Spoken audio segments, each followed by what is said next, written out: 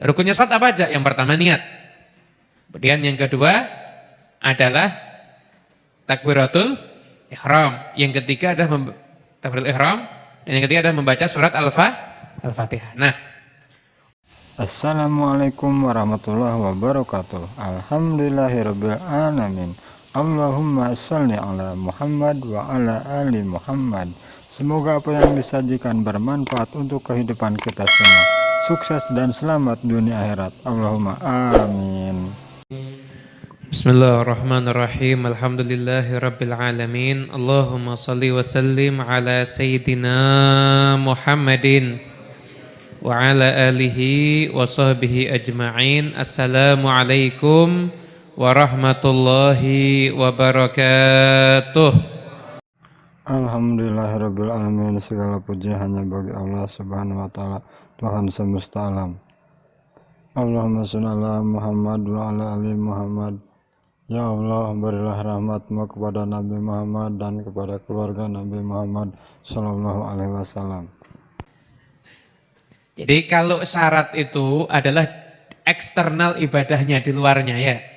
Tapi kalau rukun adalah di dalam pelaksanaan ibadah itu sendiri. Rukunnya sholat apa aja? Yang pertama niat. Kemudian yang kedua adalah takbiratul ihram. Yang ketiga adalah takbiratul ihram.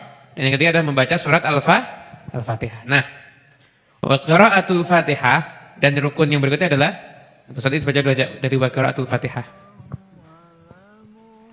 Bismillahirrahmanirrahim. Radhiyallahu ankum ma qala radhiyallahu anhu.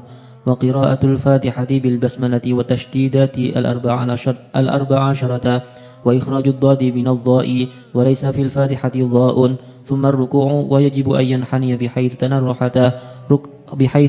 rahata rukbatayhi wa yatma'innu fihi wujuban hatta taskuna a'dha'uhu. Thumma al-i'tidalu wa yatma'innu fihi wujuban thumma as-sujudu marratayn والجلوس بين السجدتين ويطمئن وجوبا في الكل ويفعل باقي الركعات كذلك والتشهد الأول وقعوده سنة والتشهد الأخير والجلوس فيه فرض.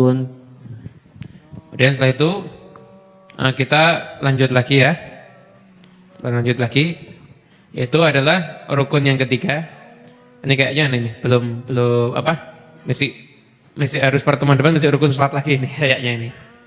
Jadi yang berikutnya adalah Yang berikutnya adalah wa qiraatul Fatihah, membaca surat Al-Fatihah. Wa qiraatul Fatihati bil basmalah. Nah, membaca surat Al-Fatihah itu harus dengan basmalah. Kenapa? Karena basmalah itu adalah bagian daripada surat Al-Fatihah, begitu. Walaupun ada pendapat yang lagi yang mengatakan basmalah bukan termasuk Al-Fatihah ya. Namun mazhab Syafi'i mengatakan basmalah termasuk bagian daripada Al-Fatihah. Jadi kalau kita baca sendiri ya kita bacanya diawali dengan basmalah. Tapi kalau kita sholat di belakang imam, yang imam itu nggak baca basmalah, maka sikap kita husnudzon aja, siapa tahu bacanya dalam hati, atau imam ini mengikuti pendapat mazhab yang mengatakan tidak wajib membaca basmalah. Jadi nggak usah bingung untuk ngulang sholat. Tapi kalau kita tuh bisa milih, ini tahu masjid ini imamnya basmalah, masjid ini enggak, ya Anda pilih masjid yang imamnya baca basmalah. Paham ya? Itu. Wat tasdidatil arba'asyarah. Kemudian membacanya juga lengkap dengan 14 tasdidnya. Lengkap dengan 14 tasdidnya. Jadi jangan sampai ada yang terlewat. 14 tasdid harus hafal semuanya ya. Apa ada ini? Coba ya, hitung ya. Bismillahirrahmanirrahim. Ada berapa tasdid? Berapa? Ada berapa? Coba ya, ini di basmalah aja nih. Bismillahirrahmanirrahim. Ada berapa?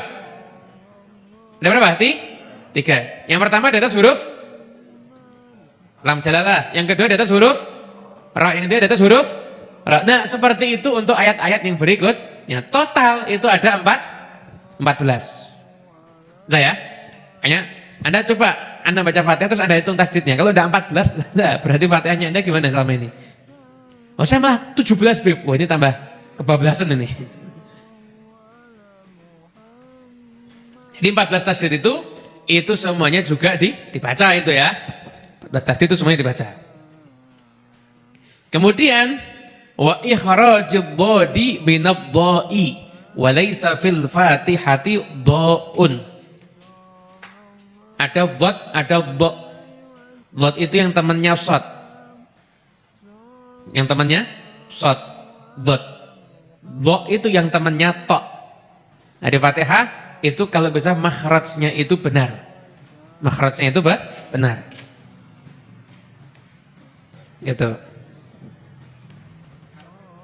Jadi di dalam surat Al-Fatihah itu ada beberapa huruf yang enggak ada. Huruf ta, jim, kha, za, shin, dha sama fa.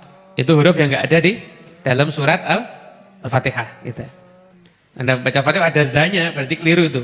Allazina, suratul lazina, keliru itu berarti. Nah, di Fatihah tidak ada huruf za, ya. Kemudian Habib, di tempat saya imamnya itu Fatihahnya keliru. Imamnya Fatihahnya keliru. Ini sikapnya bagaimana? Anda huruf yang dia keliru bisa enggak? Umpama nih, imam di tempat saya enggak bisa ngucap huruf ra. Ar-Rahmanir-Rahim. Enggak bisa ngucap huruf ra. Anda bisa enggak ngucap huruf ra? Bisa. Ya berarti salatnya enggak sah. Kenapa? Karena imam itu tidak boleh seorang yang ummi. Ummi itu gimana yang dimaksud dalam kitab fikih?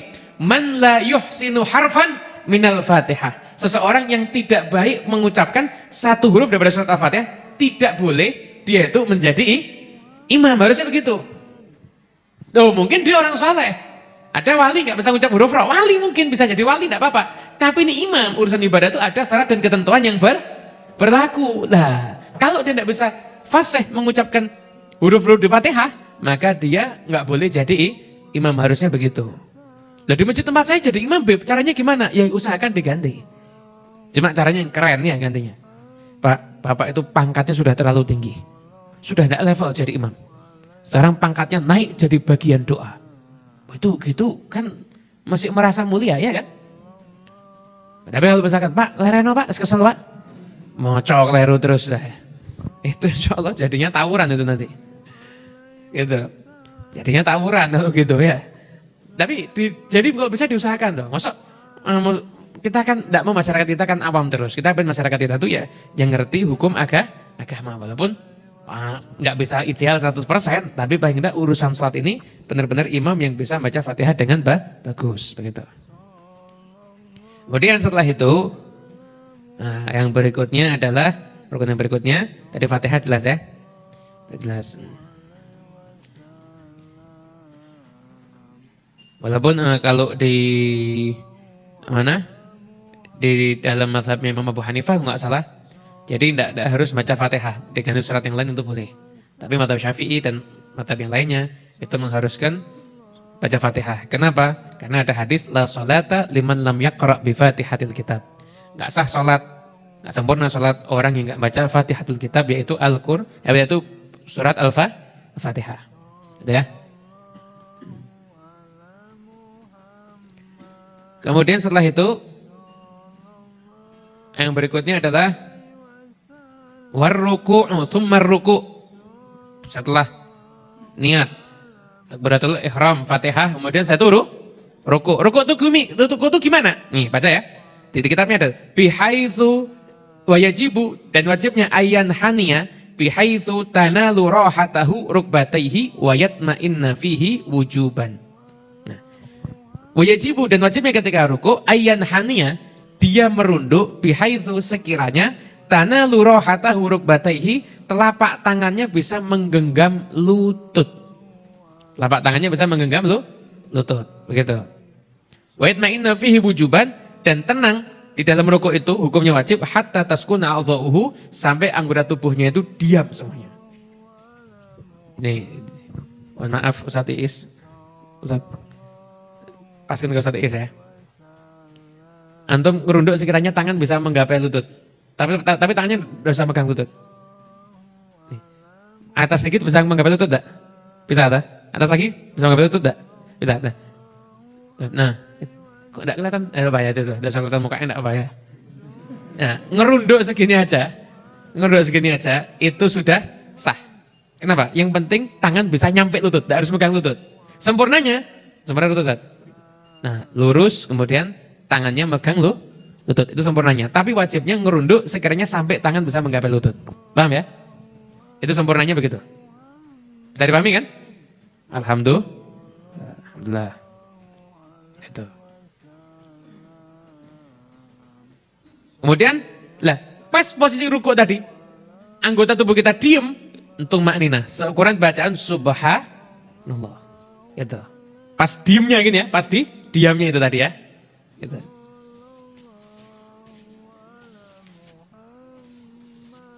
Kemudian setelah itu, tadi jelas ya, rukuk, paham ya? Jadi pas megang lutut nih, posisi gitu, dia diam. Dia itu diam ya. Diamnya seukuran bacaan subhanallah. Tsummal i'tidal, kemudian satu i'tidal. Wa yatma'innu fihi wujuban, dan tumakninah di dalam i'tidal itu hukumnya wajib. Jadi berdiri, tumakninah ya. Tidak itu berdiri setelah rukuk. Gitu. Kemudian saat tadi saya kelebihan dikit. Jadi ruku itu tadi itu paling, jadi ada syaratnya. Syaratnya adalah merunduknya memang niatnya untuk ruku. Jadi kalau umpama dia tengah-tengah sholat, udah sholat, dia merunduk karena kaget, sekalian saya ruku, itu tidak boleh. Mama seperti itu ya, merunduk karena kaget, kemudian sekalian dia ruku, itu nggak boleh, gitu ya. Begitu. Kemudian i'tidal itu kembali berdiri setelah ruku. Itu harus ada tumakninah di dalamnya, wajib. Tsummal i'tidal wa yatma'innu fihi wujuban. Gitu.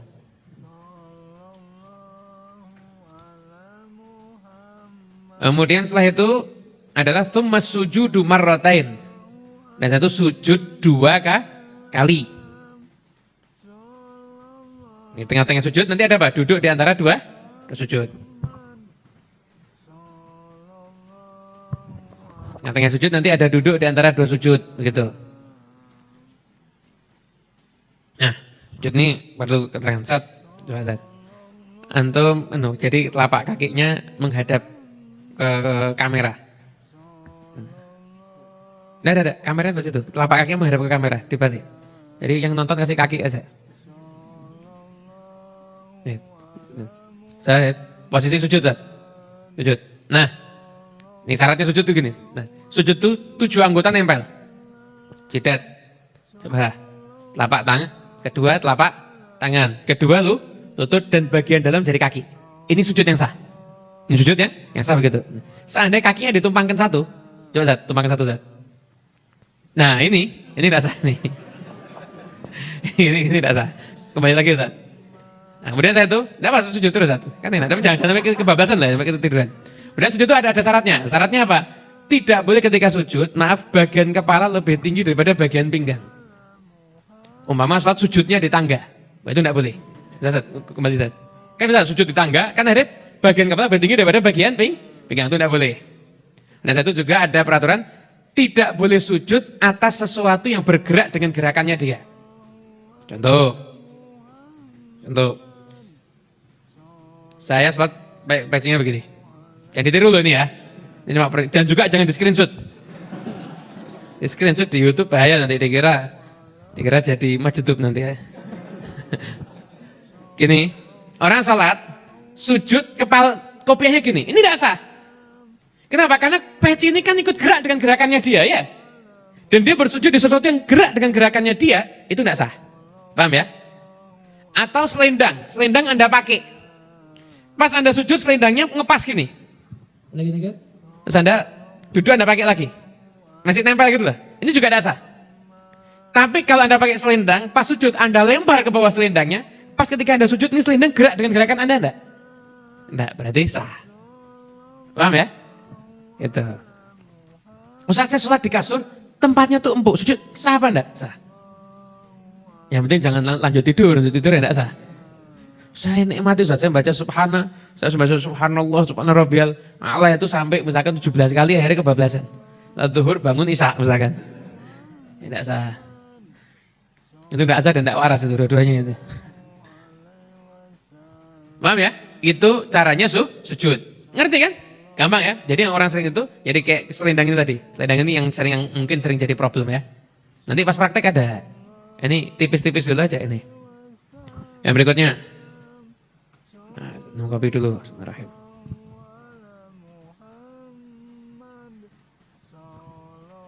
Kasihan yang buatkan kalau tidak segera diminum. Padahal sudah pengen ya. Modus. Kemudian setelah itu Ustadz dia sakit Ustadz. Jadi kepalanya itu diperban. Sujudnya di atas perbannya. Cukup apa enggak? Cukup, enggak apa-apa. Sakit kok. Tapi enggak sakit terus diperban, sujud di perbannya itu enggak boleh. Dan apakah seluruh jidatnya harus kena? Enggak. Dikit aja yang kena cukup. Umpama nih ada jerawat. Jerawat di sebelah sini. Ada dia sujud pakai yang sini aja. Enggak apa-apa. Yang ketawa pengalaman ini berarti ini. Ada jerawat di sini, sujud pakai yang sini aja. Nanti yang sini sembuh, jerawatnya pindah sini, sujudnya pakai yang sini aja. Akhirnya sujudnya cuma ngikuti posisi jerawat aja. Nah, ketika sujud kalau mau dipanjangkan boleh, enggak apa-apa. Jadi ada rukun sholat yang kalau kamu baca panjang boleh. Kamu baca panjang boleh, dipanjangkan tuh boleh. Misalkan saat ruku itu zikirnya apa? Subhana rabbiyal azimi. Anda baca, Anda sholat, tapi syaratnya Anda sholat sendiri loh ya. Jangan jadi imam terus Anda baca, saya lagi pengen baca 99 kali. Tidak apa-apa kalau sendiri. Mau jadi imam ya jangan. Ada waliullah itu yang senang menikmati ketika ruku. Jadi ketika ruku itu lama, tapi ketika sholat sendiri tidak apa-apa, boleh. Ruku dilamakan, boleh. Sujud dilamakan, boleh, tidak apa-apa. Yang tidak boleh diperpanjang itu adalah, dipanjang-panjangin adalah i'tidal dan duduk di antara dua sujud, itu tidak boleh. Paham ya? Itu nggak boleh. Gitu.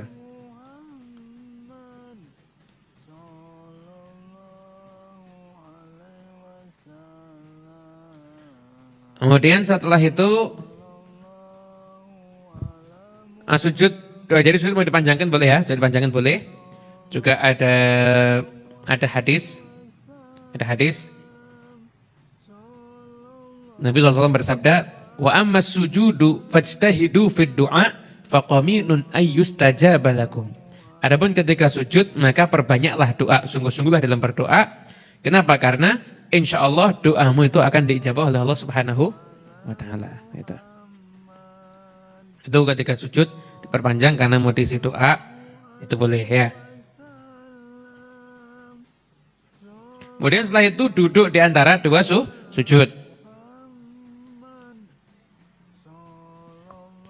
Nah, setelah duduk di antara dua sujud, wa yatma'innu wujuban fil kulli, dan di dalam semuanya itu ruku, sujud 2 kali dan duduk di antara dua ruku, i'tidal, sujud dan duduk di antara dua sujud, maka semuanya wajib tumak-ninah. Tumak-ninah itu adalah diam sejenak seukuran bacaan subhanallah.